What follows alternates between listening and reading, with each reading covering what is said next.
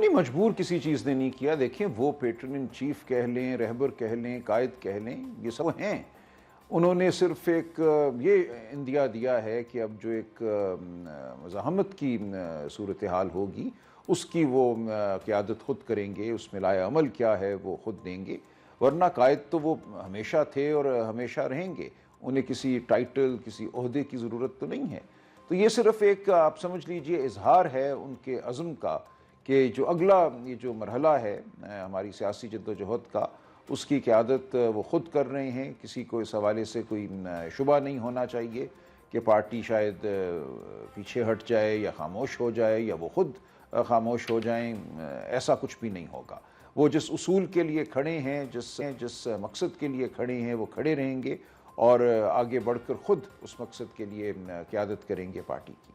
ठीक है, यही बात है, यही एक्चुअल सवाल कि Imran Khan is PTI and PTI is Imran Khan.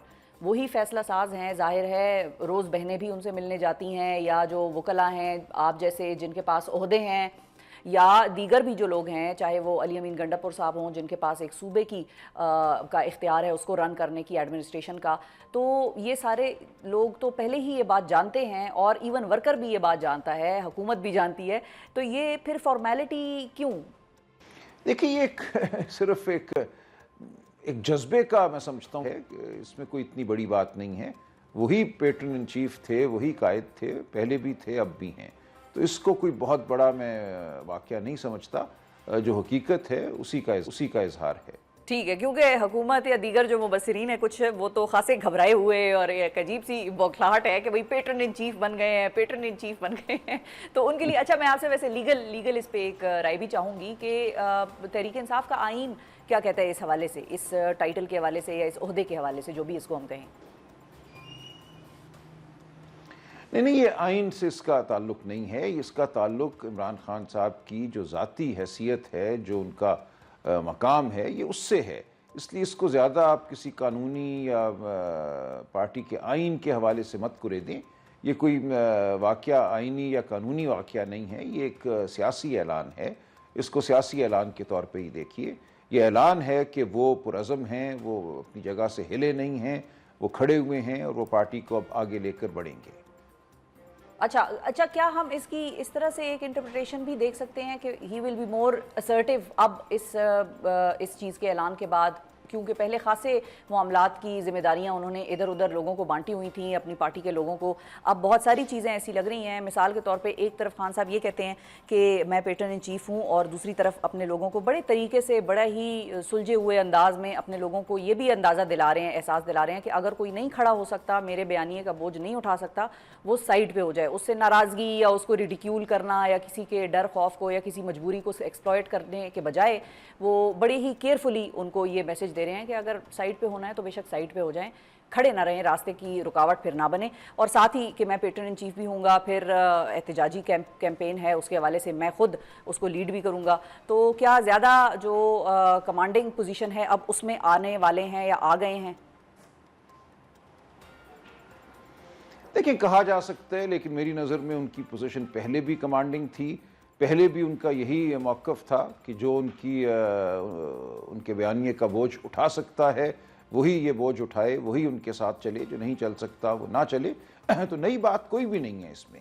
ये वही मौक़िफ़ है जो उनका पहले था। इसको आप ये कह लीजिए कि मज़ीद ताकीद कर दी गई है, लेकिन ये एक कंटिन्यूटी है, ये कोई माजी से कोई ब्रेक नहीं है, कोई तोड़ नहीं है। ठीक है। अच्छा, एक और चीज़ भी है जो खान साहब ने कही है, और ज़ाहिर है वो जब ये कहते हैं कि मैं लीड करूँगा, मैं अपने लोगों को साथ साथ बताऊँगा, और एहतजाजी हिकमत अमली या एहतजाजी जो एक मामला है वो सलमान अकरम राजा साहब और उमर अयूब साहब मेरे बिहाफ पर देखेंगे।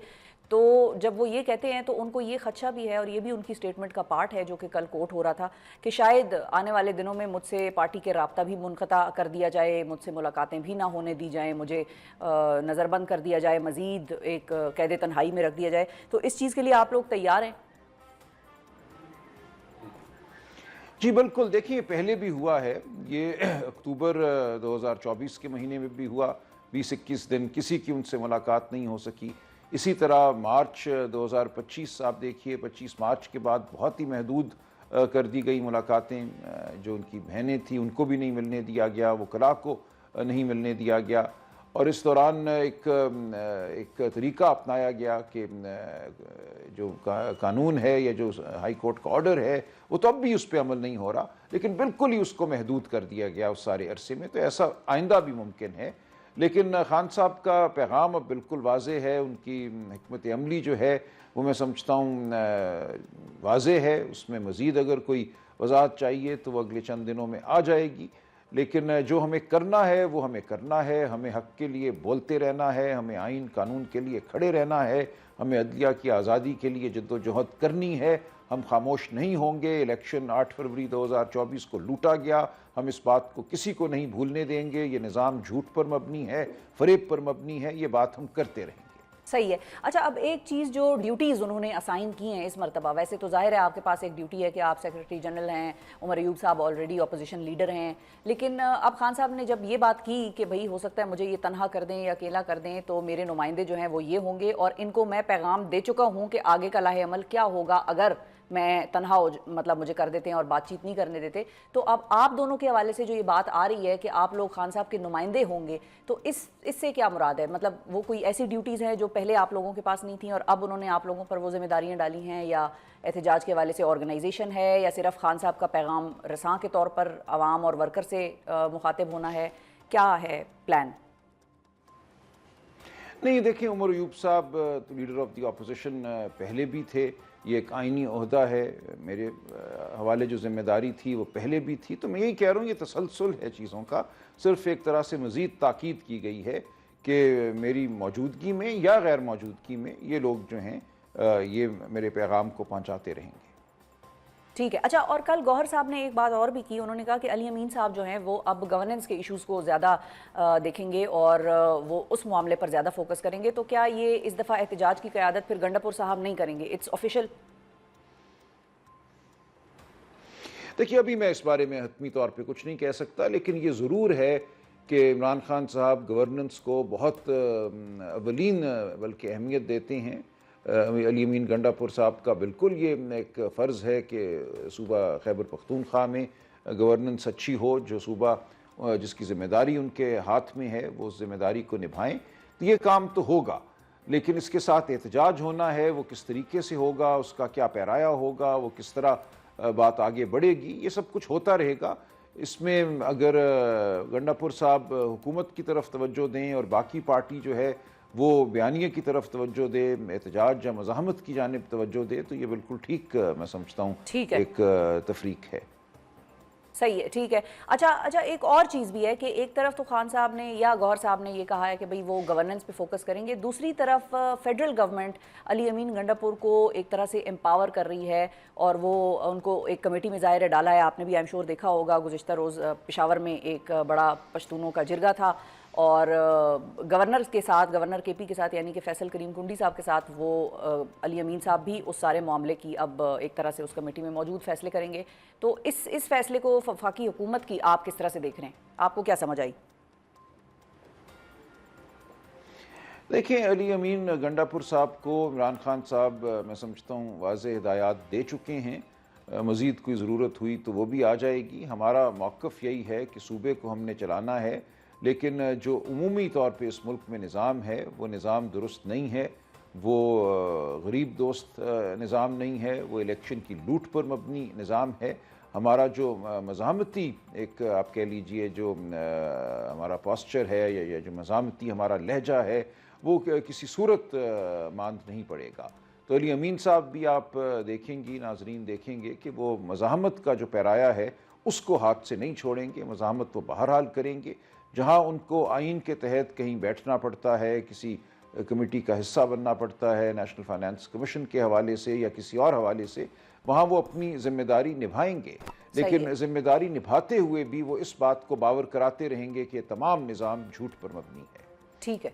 अच्छा, टाइम फ्रेम के हवाले से कुछ आप लोगों का कुछ है फाइनल, कुछ सोचा है? क्योंकि अभी आने वाले 2-3 महीनों में तो हुकूमत के तर्जमानों से या नुमाइंदों से हमारी ऑफ द रिकॉर्ड अगर बात होती है तो वो इस चीज़ पे बड़े मुतमईन है, कहते हैं अभी सख्त गर्मी है, अभी ये नहीं निकलेंगे, अभी थोड़ा मौसम बेहतर हो जाएगा तो ये निकलेंगे। और दूसरा एक और चीज़ भी कि माइनस इस्लामाबाद का इस मरतबा फार्मूला है जो कि शेख वकास अकरम साहब ने हमारे शो पर हमें बताया कि मतलब सिर्फ अब एक शहर फोकस नहीं है, साइमल्टेनियसली पाकिस्तान के मुख्तलिफ शहरों में ये एहतजाज फैल जाना है। ऐसा ही है?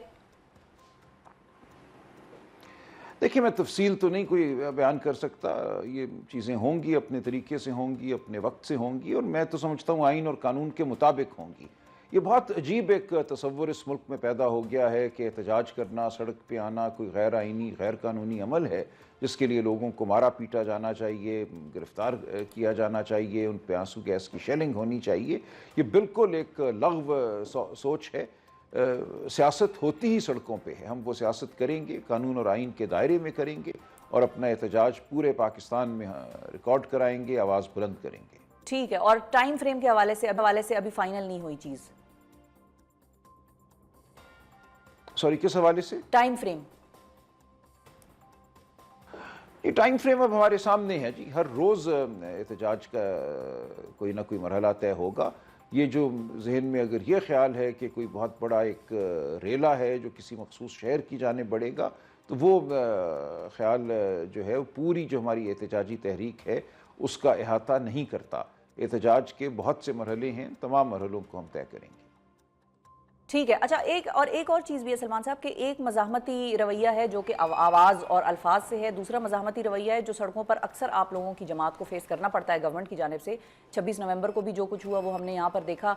अब संबड़ियाल का जो इंतखाब था, इस मरतबा गवर्नमेंट ने मेक श्योर किया कि वो फॉर्म 45 और 7 की कहानी भी आप लोग ना कर सकें, और पहले से ही वो फॉर्म्स तैयार बकौल आप लोगों के, वो बाकी फॉर्म्स भी जिन पर के क्वेश्चन उठाया जा सकता था वो भी पहले से तैयार करके वो ले आए थे। तो इस मरतबा मौका कोई नहीं वो देंगे। तो ये आप एक्सपेक्ट कर रहे हैं कि पुलिस की नफरी और ये सारी सड़कों की मज़ाहमत हुकूमत की तरफ से आप लोगों की भी होगी?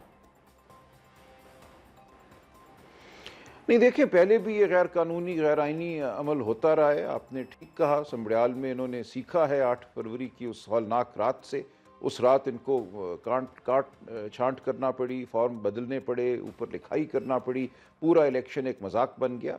तो अब तो जाहिर है ये सीख कर आए हैं, इन्होंने डब्बे भी भरे, फॉर्म पहले से तैयार भी किए, सब कुछ किया।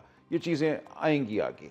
जो सड़कों पे रवैया है रजीम का, हुकूमत का, कि मारो पीटो, वो भी रहेगा। हम बिल्कुल ऐलान करते रहेंगे, दोहराते रहेंगे कि ये गैर आइनी है, गैर कानूनी है, हमारा हक है सड़कों पे चलना। सड़क पे चलना कोई गैर कानूनी अमल नहीं है, लेकिन जो भी होगा हम उसका मुकाबला करेंगे। ठीक है। अच्छा, और वज़ीर आज़म शहबाज शरीफ ने जो अपोजिशन लीडर उमर अयूब साहब को चीफ इलेक्शन कमिश्नर और इलेक्शन कमीशन के 2 रिटायर होने वाले अरकान की जगह नई तैनातियों पर मुशावरत के लिए मदऊ कर लिया है, तो उमर अयूब साहब ने ये दावत कबूल भी कर ली है। क्या PTI का होमवर्क इस हवाले से मुकम्मल है? देखिए, ये तो एक आइनी तकाजा है ना, ये ज़ाब्ते की कार्रवाई है। आइन में लिखा है कि वज़ीर आज़म लीडर ऑफ द अपोजिशन को बुलाएंगे, मुशावरत होगी, मुशावरत के नतीजे में अगर कोई नाम तय नहीं होता तो फिर मामला एक 12 रुकनी कमेटी के पास जाएगा, तो ये अमल चलेगा। इस अमल को जनवरी में चलना चाहिए था, अब हम जून में हैं, इसमें 6 महीने ताख़ीर की गई है। एक बिलावजह ओहदे की मियाद में इजाफ़ा किया गया है इलेक्शन कमीशन के जो अरकान हैं या जो उसके चेयरपर्सन हैं उनकी ओहदे की मुद्दत में। लेकिन बहरहाल हम इस अमल का हिस्सा बनेंगे, और जो नाम हम समझते हैं मौजू हैं वो नाम हम देंगे। फिर आखिर क्या होता है, यहाँ ध्वंस का एक निज़ाम है, ताकत का निज़ाम है, वो तो हम देखेंगे, लेकिन हम अपनी बिल्कुल अपना जो आइनी किरदार है वो अदा करेंगे। ठीक है, बिल्कुल सही है। और चूंकि वही निज़ाम की आपने बात की, वही निज़ाम उमर अयूब साहब के खिलाफ एक रेफरेंस भी अब ले आया है अपोजिशन लीडर के खिलाफ, तो वो किस माइंडसेट से ये मुशावरत करेंगे, किस माइंडसेट से बैठेंगे, ये भी ज़रा बताइए। नहीं, वो बड़ी तसल्ली से बैठेंगे। ये लग़्व मुकदमे, लग़्व रेफरेंसेस हमारा कुछ नहीं बिगाड़ सकते। मुकदमे और रेफरेंसेस ये सब कुछ तो हम सब के ख़िलाफ़ हैं, 20 नहीं 50 की तादाद में हैं, तो उससे कोई फ़र्क नहीं पड़ता। ये एक झूठ का निज़ाम है, हम झूठ के ख़िलाफ़ खड़े हैं। झूठ के हमले जो हैं उनसे हम ना घबराते हैं, ना उनका हम पर कोई असर होता है।